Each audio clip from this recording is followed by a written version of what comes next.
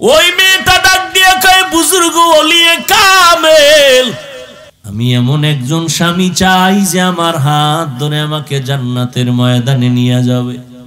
হুজুর বললেন, ও মা, তুমি বিবাহ বসবানি এই বান্দার কাছে? আমি গরিব। বলে, গরিব লাগবে না, আসল আদর্শ দরকার। হুজুর মধ্যস্থা হইয়া বিবাহের বন্ধন করে দিলেন। এবার দুইজন মিলে দাম্পত্য জীবন শুরু করলেন। সময় মতো নামাজ পড়েন আর আল্লাহর কাছে কাঁদেন, হে আল্লাহ,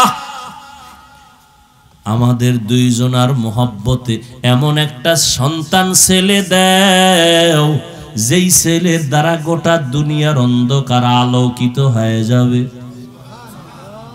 মাও দোয়া করে, স্বামীও দোয়া করে, বাবাও দোয়া করে, দুজন মিলে নামাজ পড়ে দোয়া করে। তাদের দোয়ার কারণে আমার আল্লাহ বলেন, আমার কাছে চাইতে দেরি, আমি দিতে দেরি করব না। স্বামীও চায়, স্ত্রীও চায় নেককার সন্তান। আল্লাহ ঠিকই দোয়া কবুল কইরা তাদের একটা নেককার সন্তান দান করলেন। লালন পালন করিয়া মদিনার আদর্শওয়ালা বানায় দিলেন। এই ছেলেটা বড় হইয়া ওই বাইতুল মুকাদ্দাস, প্রথম কিবলা যে ইহুদি ইসরায়েলেরা দখল করে আমার ফিলিস্তিনিদের উপরে হামলা চালায়, ওই সন্তান মা বাবার দোয়া পাইয়া প্রথম হাতটা বাড়াইয়া ওই বেঈমানের হাত থেকে প্রথম কিবলাটারে স্বাধীন করলেন, সিরিয়ার জমিনটারে স্বাধীন করলেন। ওই যুবকের নাম গুগলে সার্চ দিয়ে আজকে দেখবা, ওই বান্দার ইতিহাস জানে না এমন কোন শিক্ষিত মানুষ নাই। ওই বান্দা স্বর্ণের মানুষ, আল্লাহর ওলি, একজন জগৎ বিখ্যাত বুজুর্গ, ওলিয়ে কামেল সুলতান সালাউদ্দিন আইয়ুবী রহমাতুল্লাহ আলাইহি। এতক্ষণ যেই যুবক যুবতীর ঘটনা শুনাইলাম, ওই মা বাবা হলো সুলতান সালাউদ্দিন আইয়ুবীর মা বাবা। মা বাবা কেমন তো বুঝাইলাম, তার গর্ভে সুলতান সালাউদ্দিন আইয়ুবী। যাও গুগলে আজকে সার্চ দিয়ে দেখবা সালাউদ্দিন আইয়ুবীর ইতিহাস কি, খুঁজো কেমন মা বাবার সন্তান, আর তুমি কেমন সন্তান।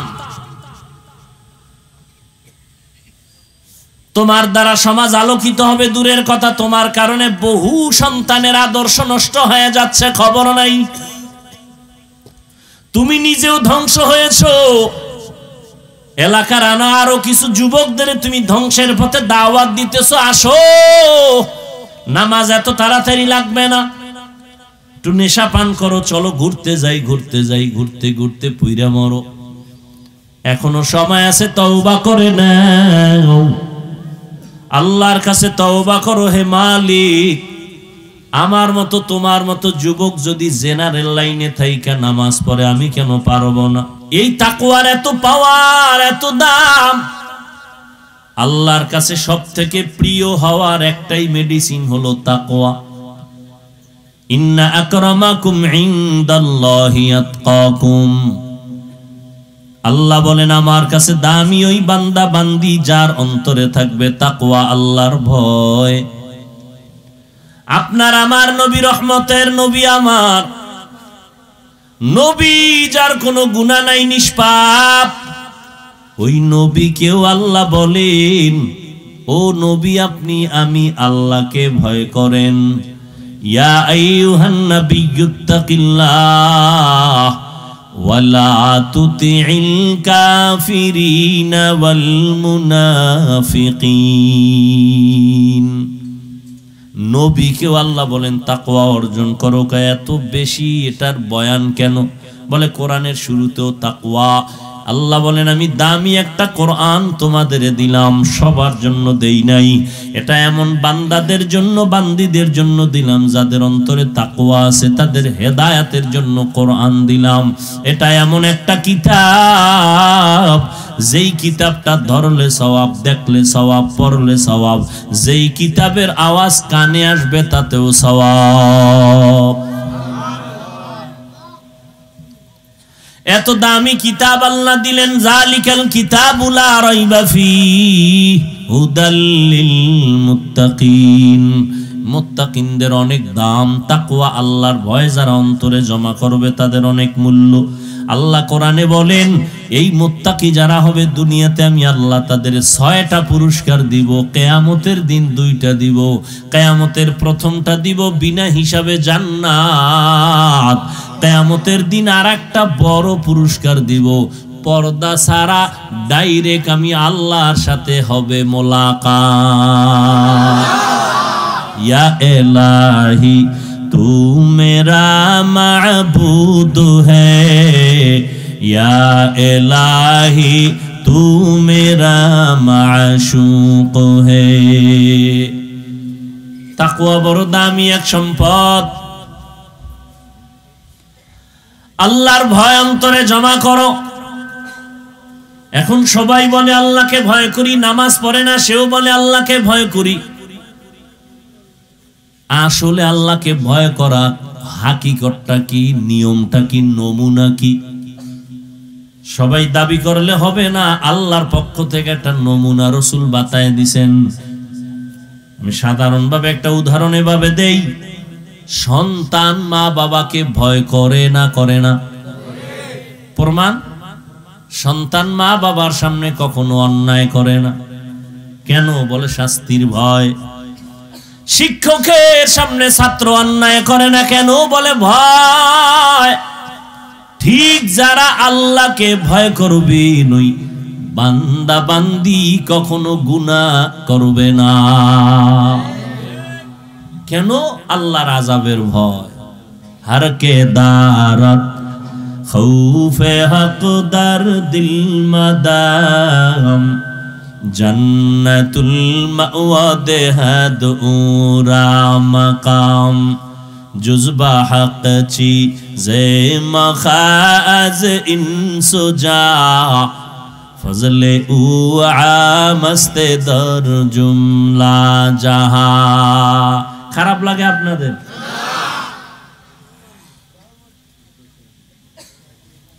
আল্লাহর ভয়। আবু বকর সিদ্দিক রাদিয়াল্লাহু তাআলা আন মদিনার রাষ্ট্র ক্ষমতায় আছেন। রাসূল দুনিয়া থেকে চলে গেলেন। আবু বকর সিদ্দিক রাদিয়াল্লাহু তাআলা আনহু অর্থ মন্ত্রণালয় থেকে তার মাসের বেতন নিয়ে সংসার চালান। খেয়াল করেননি? তাকওয়া। একদিন স্ত্রী আবু বকর সিদ্দিক রাদিয়াল্লাহু আনহুর স্ত্রী বলে, আমার মিষ্টি খাইতে মনে চায়। কার কাছে কয়?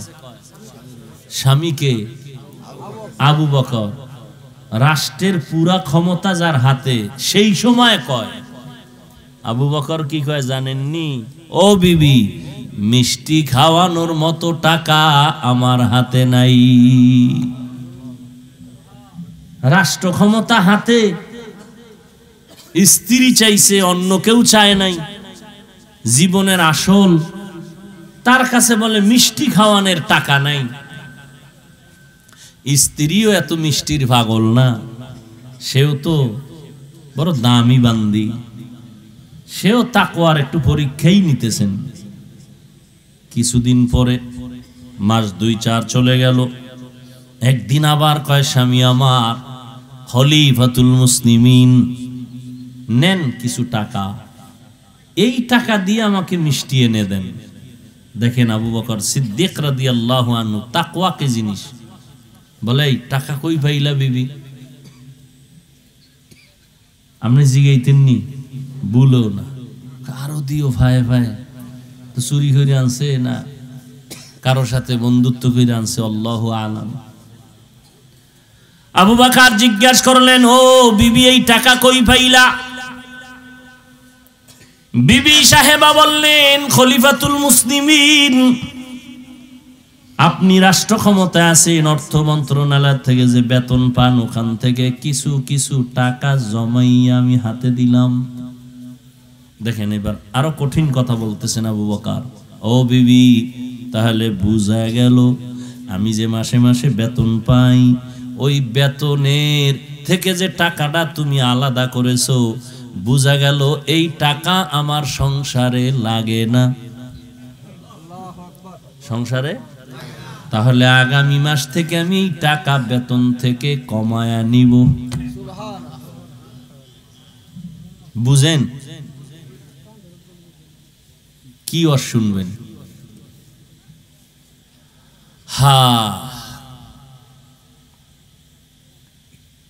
ছোট ভাই বিয়া করে ফেলছে, বড় ভাই করে না, এরকম নাই?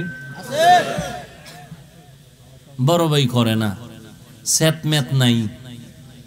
ছোট ভাই একদিন কা কিও তুমি কি মইরেই যাবা এরম? বড় ভাই বিয়া করবা না?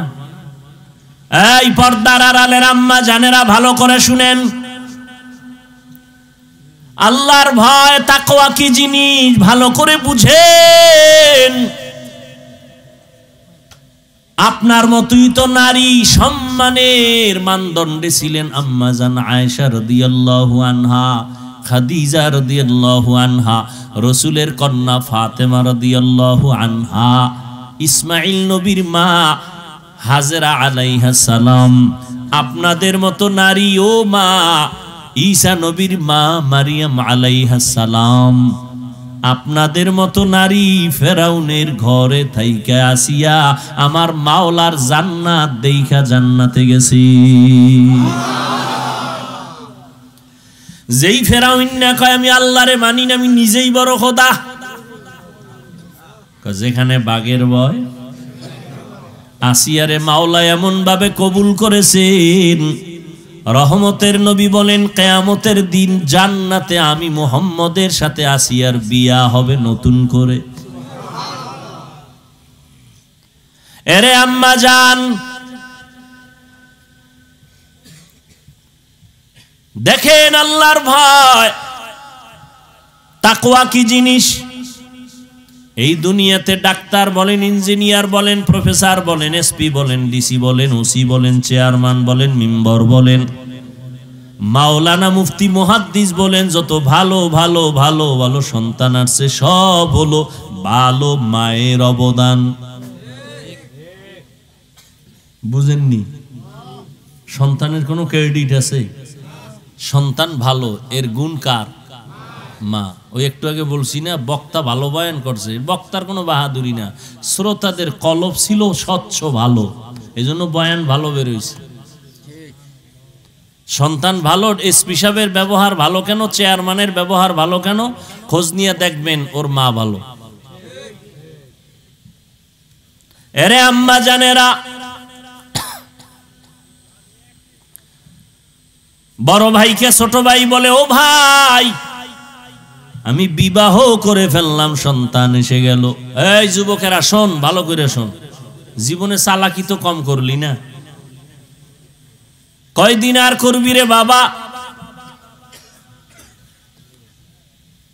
এই চোখের সামনে কত যুবকের লাশ, গাড়ির নিচে যুবকের লাশ, পানির নিচে যুবকের লাশ, ঘুমের বিছানায় যুবকের লাশ। ইদানিং কালে ভালো ভালো মানুষ মরে যায়, বেশিরভাগ যুবকেরা মরে যায়। কোনো রোগ নাই, রোগ নাই, হঠাৎ করে কয় বুকে ব্যথা নাই। কিও ভালো মানুষটা হঠাৎ মরলো কেন? কয় নতুন করে এক হঠাৎ রোগের জন্ম হইছে জমিনে। ওই রোগের নাম কি? তুমি সুস্থ মনে কইরা না বেশি দিন বাঁচবা, আর সুস্থ মনে করার কোনো কায়দাই নেই। যেই পরিমাণ সারা রাত্র মোবাইল চালাও, এতে তোমার কিডনি, তোমার হার্ট, তোমার ব্রেন সব শেষ। আমি হুজুর বলছি এই জন্য তোমার গায়ে লাগে না। তুমি আজকে বাসায় গিয়া গুগলে ঢুকো,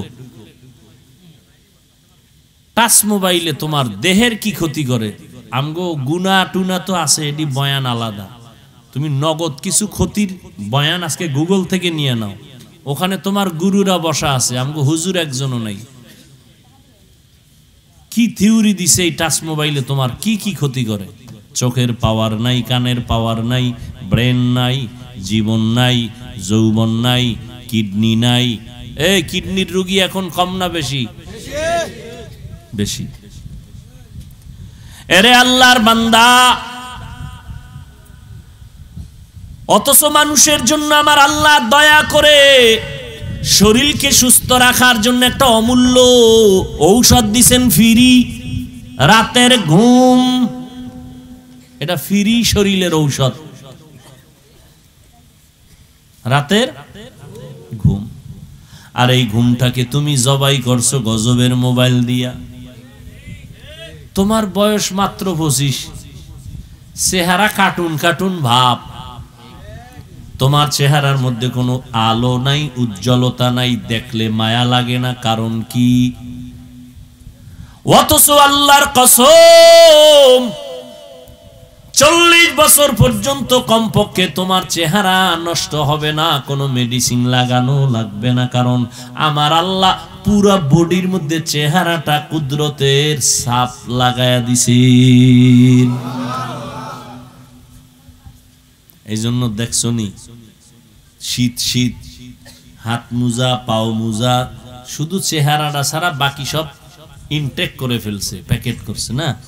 যত রৌদ্র, যত ধুলা, যত বালু সব চেহারায়। বোঝ বোঝ, ভালো করে বোঝ। আমরা তো বুদ্ধিমান না, বোকা। বোকাদের কথা একটু শোন, দেখ দেমাগে ধরেনি। যুবকদেরকে বলছি, সব ধুলা বালু চেহারায় লাগলো।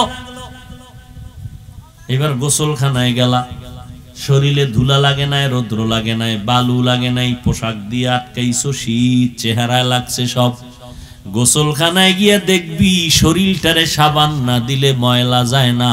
আর যেই চেহারায় ধুলা বালু রৌদ্র লাগলো, ওখানে কোনো সাবান লাগবে না, হালকা পানি দেও, পুরো বডির মধ্যে চেহারাই তোমার উজ্জ্বল।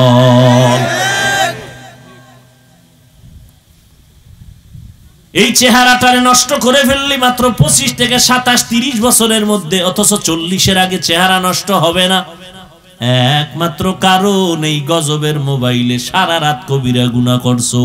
রাতের ঘুম ছিল শরীরের ঔষধ, এই ঔষধ ব্যবহার করো নাই।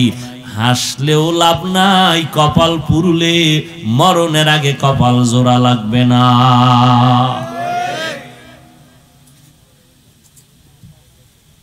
কেমনে বুঝাইতাম? লজ্জা শরম কইমে গেছে তো, এই জন্য আর ধরে না কথায়।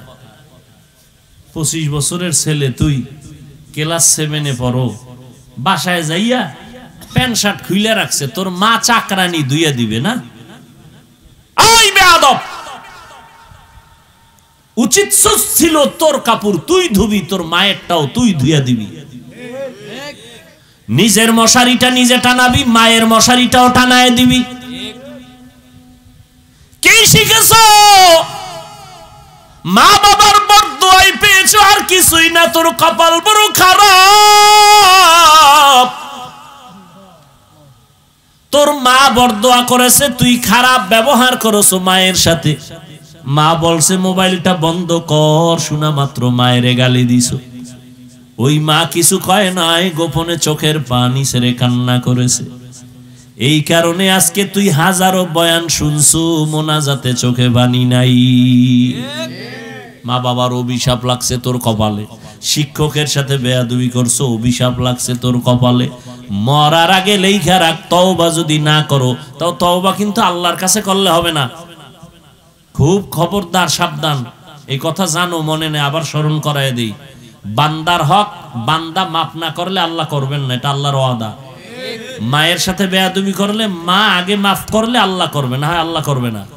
শিক্ষকের সাথে বেয়াদবি করেছো, শিক্ষক যতদিন ক্ষমা না দিবে আল্লাহ দিবেন না, আল্লাহ পাকের ওয়াদা। সাবধান, বড় বড় চালাকরা রাস্তায় ল্যাংটা পাগল হয়ে ঘুরে। বেয়াদবির পরিণাম ফল খারাপ, বিছানায় পঙ্গু হয়ে যাবি, কান্না করেও আর কিনারা পাবি না। ও যুবক, ভালো করে বুঝো। ছোট ভাই জিজ্ঞাসা করে, বড় ভাই তুমি বিবাহ করো না কেন? আমি তো বাচ্চার বাবা হয়ে গেছি। মনে আসেনি? বড় ভাই বলে, ছোট ভাই তোরে বলি কি লাভ কি? তবে শোন মনের দুঃখ, আমি বিবাহ করব, মনের মতো মাইয়া পাই না। মনের মতো বলে, কেন তুমি রমনা ফারকে অভাব আছে? ছোট ভাই মনে করছে তাহলে একটা জাতের মাইয়া লাগবে, সুন্দরী রূপসী, ডানা কাটা পরি। কি ডানা কাটা পরি মানে কি? তোর ঘরে আইয়েই ডানা কাটবে, তোর মায়ের ডা কাটবে, তোর বাবার ডা কাটবে, শেষে তোর ডা কাটটা রাস্তার ফকির বানায় বলবে আমি হিজরত করলাম। ছোট ভাই খোঁজ খবর নিয়ে খেয়াল করেন, মোনাজাত দিয়ে দেবো।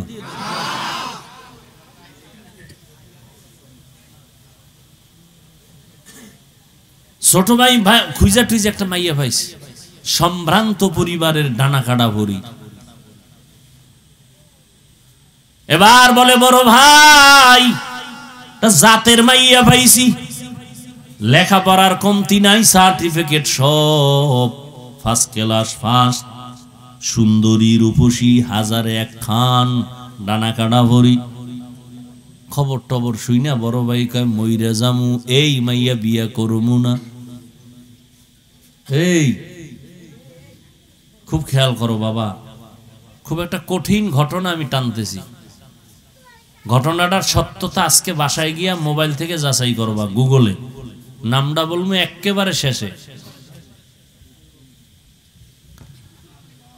এবার বড় ভাই বললো, এই মাইয়া আমি বিবাহ করব না। ছোট ভাই বলে, তাহলে তুমি কি চাও? তোমার কপালে বিয়া নাই? শোন, আমার নিয়ত যদি খাঁটি হয় আমার আল্লাহ পূরণ করবে। এবার তোমার কি নিয়ত? আমি এমন একটা মাইয়া চাই যেই মেয়ে আমার ডান হাতটা ধইরা আমাকে জান্নাতে ঢুকাইয়া দিবে। তুমি কোন মাইয়া চাও? চাওয়ার আগেই ভাইয়া লাইছি, সব অনলাইন। কি অনলাইনে এখন বাজার পাওয়া যায়, চাউল পাওয়া যায়, পোশাক পাওয়া যায়, তার বাদ রাখবি কি? ওটাও পাইছো বোনাস। তবে রেডি থাক, কপালে বিয়া তো নাই। 99% তোর কপালে বিয়া নেই, 1% থাকতে পারে, তবে বউ পাবি না, পাবি জল্লাদ। এক জল্লাদ জুতা দিয়া তোরে বাইরে এরপরে টের পাওয়ায় দিবে চারি মাইয়ার ইজ্জত নষ্টের জাল কেমন। চারি মাইয়ার ইজ্জত খাইছো না, এক মাইয়া হিসাব মজা বুঝাই দিবে, কত ধানে কত চাল টের পাবি। লিখে রাখ। দলিল চাও?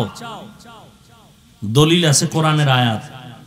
সময় নেই আমার ওদিকে ঢোকার, আমি ঘটনাটা শুনাইতেছি। পর্দার আড়ালের আম্মা জানেরা ভালো করে শুনেন, ও বোনেরা শুনেন। আপনার মতো কত মা এখনো এলাকায় আছে, 5 বেলার নামাজ পড়ে, স্বামীর মাল হেফাজত করে, সন্তানগুলোকে মানুষ বানাবার মেহনত করে, নাই? ও আম্মা জানেরা একটু নিজে নিজে ভাবেন, আপনি কেন পারবেন না? ও পর্দার আড়াল বোনেরা, আপনার মতো কত বোন লেখাপড়া করে, মোবাইলে সময় নষ্ট করে না, চরিত্র নষ্ট করে না, কোনো যুবকের উপরে চরিত্রের হামলা করে না, নামাজ পড়ে, পর্দা করে, এরকম মহিলা নাই? বোনেরা নাই? ও বোনেরা, আপনি কেন পারবেন না? ও যুবক, জীবনে মাদ্রাসায় পড়ে নাই, স্কুলে পড়ে, কলেজে পড়ে, চাকরি করে, ব্যবসা করে, RAB, army, police, BDR, doctor, professor, engineer, OC, DC SP, মাদ্রাসায় জীবনেও যায় নাই, জেনারেল লাইনে থাকিয়া আজও 5 ওয়াক্ত নামাজ পড়ে আছে। বাস আমগো হুজুর বাদ দাও, তোমারে জুতার বাড়ি দিতে তোমার লাইনের নামাজই যথেষ্ট, আমগো হুজুর লাগবে না। আল্লাহ বলবে, বেঈমান, তোর লাইনে থাইকা চাকরিজীবী নামাজ পড়লো, তুই পারলি না কেন? তোর লাইনে থাইকা যুবক নদীর মধ্যে মাছ ধরছে, নামাজ ছাড়ে নাই, তুই কেন পারলি না? জমিনে কাজ করিয়াও নামাজ ছাড়ে নাই, বল তুই কেন নামাজ পড়ো নাই?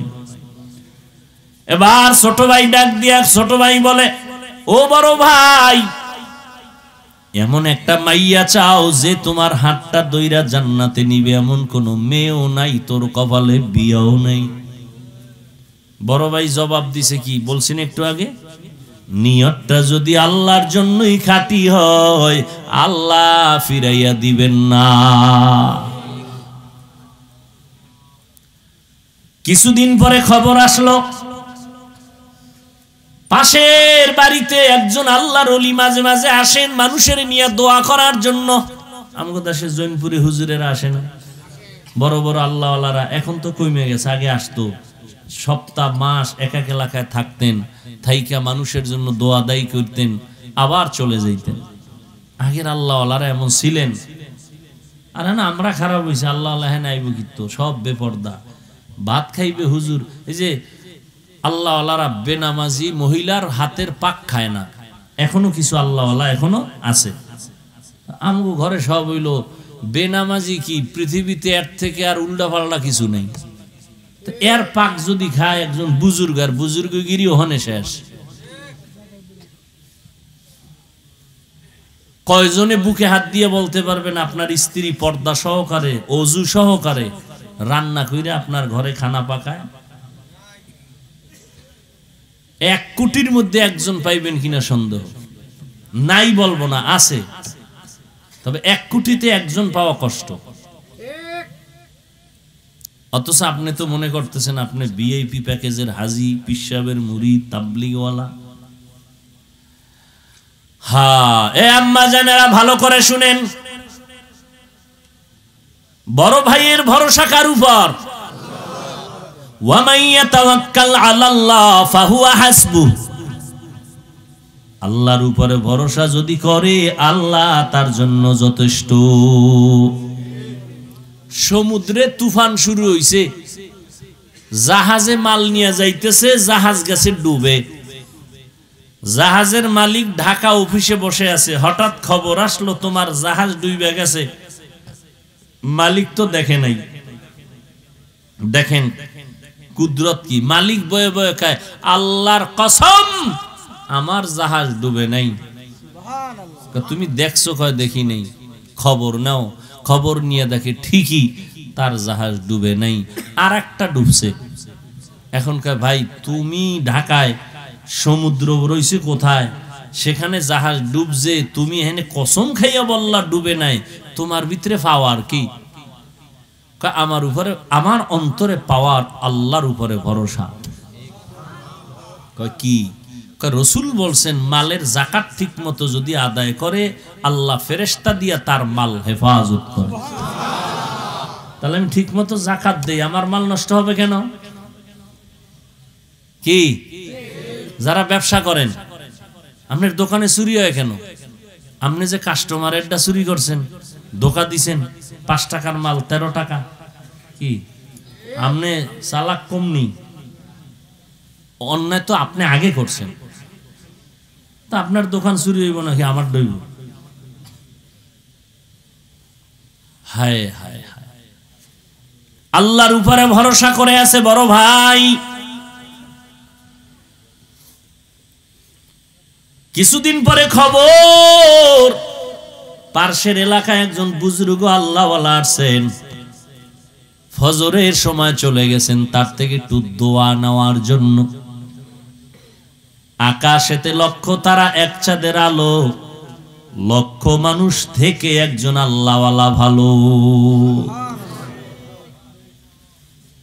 হুজুর একটু দোয়া করেন আমার জন্য। বাড়ি কই? অমুক জায়গায়। বিয়া করছেন, সন্তান কয়টা? কয় মসজিদের বাহিরে জানালা থেকে একজন কণ্ঠে মহিলার আওয়াজ সালাম দিলেন। আল্লাহর ওলির কাছে দোয়া চাইতেছেন, হুজুর আমি এই এলাকার একটা কন্যা, একটা মেয়ে সন্তান আসছি দোয়ার জন্য। মা তোমার বয়স কত? এত বিয়া হইছে নি? কয় হয় নাই। বয়স তো বেশি বেশি লাগে, এখনো কেন বিবাহ বসো না? মেয়েটা ডাক দিয়া কয় হুজুর আমি যে স্বামী নিব, জমিন এমন কোন আমার মনের মতো স্বামী পাই না। কেমন স্বামী চাও? এমন একজন স্বামী চাই যে আমার স্বামী হইয়া আমার হাত ধরে আমাকে জান্নাতে ঢুকায় দিবে। জিন্দেগি মে বন্দগি তু করনা হে, জিন্দেগি মে बंदगी तू करना है, जिंदगी बे बंदगी शर्मिंदा है, जिंदगी बे बंदगी शर्मिंदा है। दुनिया में हो दुनिया का तलबगार ना हो, बाजार से गुजर हो खरीदार ना हो। ये दुनिया एक मिसले कागज फूल है, ये दुनिया एक मिसले कागज फूल है। जिंदगी में बंदगी तू करना है, जिंदगी में बंदगी तू करना है, जिंदगी बे बंदगी शर्मिंदा है, जिंदगी बे बंदगी शर्मिंदा है। আল্লাহর বান্দা যুবক নিয়ত করলো এমন মাইয়া বিয়া করবে যেই মাইয়াটা বউ হইয়া তারা জান্নাতে ঢুকাবে। ও যুবক, তুমি কি নিয়ত করছো? যে আমি যাই করি না করি আমার বউ আমারে জাহান্নামে নিয়ে যাবে। ও আল্লাহর বান্দা, অন্তরকে তৈরি করো, আল্লাহর ভয় অন্তরে জমা করো, আল্লাহর ভয়। ও পর্দার আড়ালের বোনেরা, এমন একটা স্বামী চাইও যেই স্বামীর দ্বারা তোমার জীবনটা ফুলের বাগান হবে, বিনা হিসাবে জান্নাত পেয়ে যাবে। ও পর্দার আড়ালের বোনেরা, জান্নাতি বাগান সাজাইতে হলে হুজুর লাগবে না, মাওলানা হওয়া লাগবে না, গুণামুক্ত একজন আদর্শবান চরিত্রের যুবক লাগবে। চরিত্রবান আদর্শওয়ালা একটা যুবক দরকার, মাওলানা হওয়া দরকার না। আদর্শ সুন্দর হওয়ার জন্য মাওলানা হওয়া লাগে না, হুজুর হওয়া লাগে না। ওই মেয়েটা ডাক দিয়ে কয়, বুজুর্গ ওলিয়ে কামেল, আমি এমন একজন স্বামী চাই যে আমার হাত ধরে আমাকে জান্নাতের ময়দানে নিয়ে যাবে।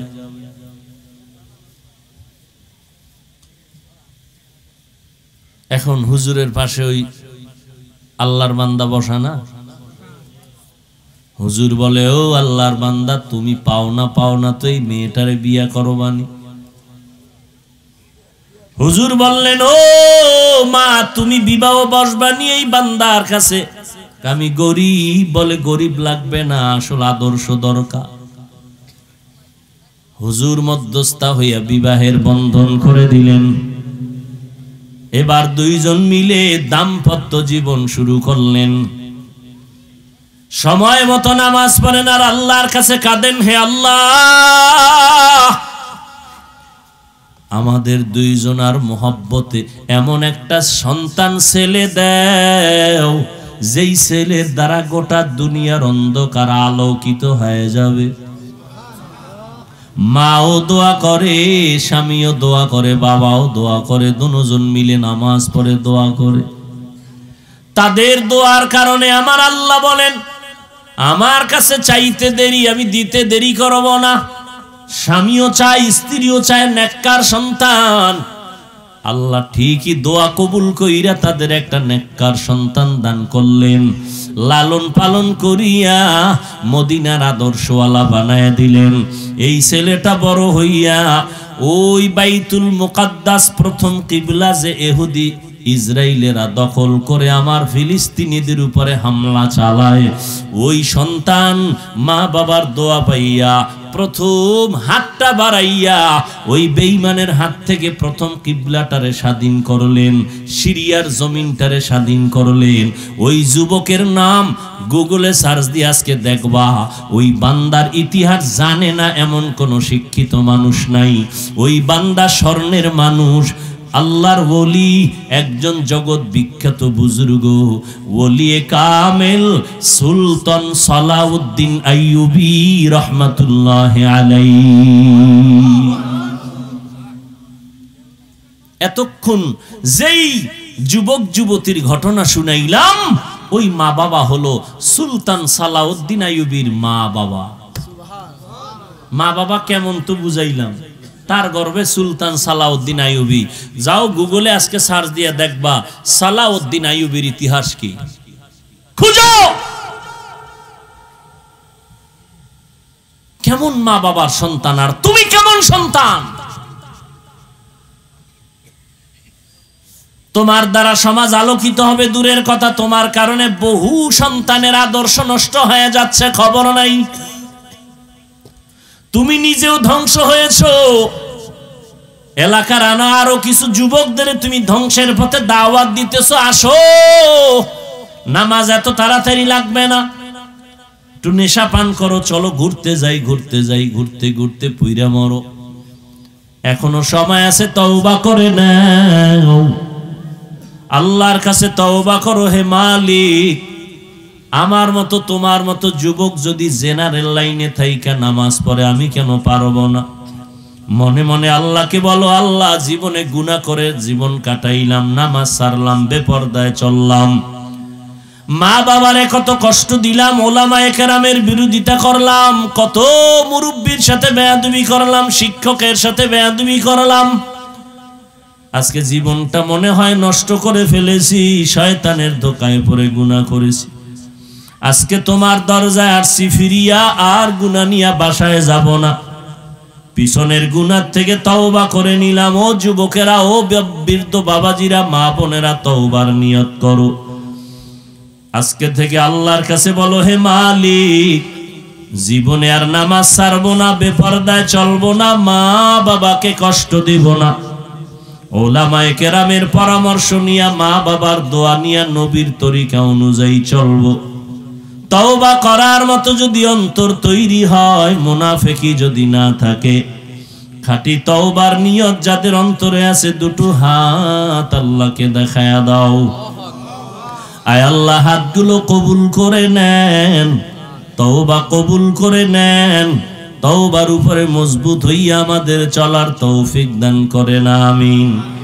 আলহামদুলিল্লাহি রাব্বিল আলামিন, والصلاة والسلام على سيد الأنبياء والمرسلين وعلى آله وأصحابه أجمعين يا أرحم الراحمين يا أرحم الراحمين يا أرحم الراحمين رب ارحمهما كما ربياني صغيرا اللهم إنك عفو كريم تحب العفو فاعف عنا اللهم إنا نسألك رضاك والجنة ونعوذ بك من سخطك والنار ربنا ظلمنا أنفسنا وإن لم تغفر لنا وترحمنا لنكونن من الخاسرين ربنا آتنا في الدنيا حسنة وفي الآخرة حسنة وقنا عذاب النار ও দয়ার মালিক কুদরতের নজর দিয়া তাকায় দেখেন গভীর রাতে আপনার গোলামরা আপনার দরওয়াজায় হাজির হয়েছে কত উলামায়ে কেরাম কত মুরব্বি হাজী সাহেব কত ব্যবসায়ী চাকরিজীবী পর্দার আড়ালে মা বোনেরা কত যুবকেরা ছাত্র ভাইরা গুনার বোঝা মাথায় নিয়ে হাত তুলেছি তওবার নিয়ত করেছি আর গুনাহ করব না মেহেরবানি করে আমাদের সবার গুনাহগুলো মাফ করে দেন আল্লাহ আয় আল্লাহ মাহফিল কবুল করে নেন আয়োজনকারী, সহযোগিতাকারী, দান সৎকারীদের কবুল করে নেন। এলাকার ঘরে ঘরে শান্তি দান করেন। মা বোনদের আবেদা পর্দানিশী বানায় দেন। সন্তানগুলো নেককার বানায় দেন। মাদ্রাসা মসজিদ কবুল করে নেন। অন্যান্য শিক্ষা প্রতিষ্ঠান নবীর আদর্শে কবুল করে নেন। আয় আল্লাহ, এলাকা যত দ্বীনি প্রতিষ্ঠান মাদ্রাসাগুলো কবুল করে নেন। ও দয়ার মালিক, সন্তানগুলো নেককার বানায় দেন। আমার কলিজার প্রত্যেকটা যুবকের দ্বীনের খাদেম বানায় দেন। মোবাইলের গুনাহের থেকে হেফাজত করেন আল্লাহ।